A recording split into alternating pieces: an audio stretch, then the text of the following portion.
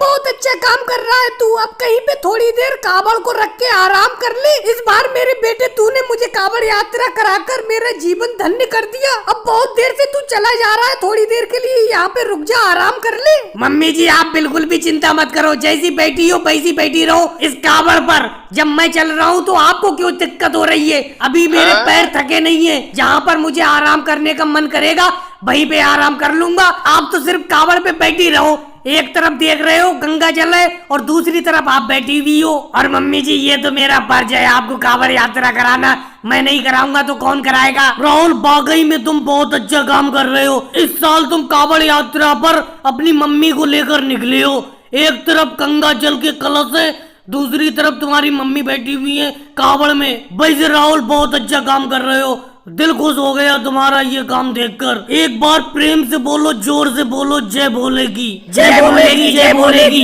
मोदी जी आप भी ये बहुत अच्छी बात कर रहे हो। अब मैं कावड़ यात्रा कहाँ पर कर पाती। राहुल मुझे अपने साथ कावड़ यात्रा पर ले जा रहा है, मुझे तो बहुत ही अच्छा लग रहा है। बहन सोनिया जी आप बिल्कुल सही कह रही हो। अब देखो एक तरफ तो आप बैठी हुई हो, दूसरी तरफ कम से कम 80 लीटर जल लेकर राहुल चल रहा है। इतना वजन लेकर चलना बहुत बड़ी बात होती है। राहुल तुम बहुत अच्छा काम कर रहे हो, दोबारा मैं यही कहता हूँ बहुत बढ़िया काम कर रहे हो। तुम्हारी मम्मी जी बिल्कुल सही कह रही हैं। अब तुम थक गए होगे, थोड़ी देर रुक जाओ, आराम कर लो यहीं पे बैठकर।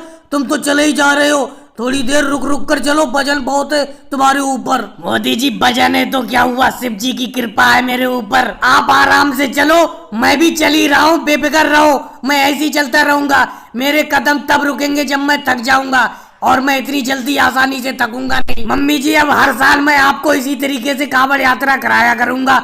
चलो जल्द से जल्द गांव पहुंचते हैं, वहां पर अपने शिव जी के मंदिर में इस गंगा जल को अर्पित करेंगे। और भाई लोगों वीडियो को लाइक करो, चैनल को सब्सक्राइब करो।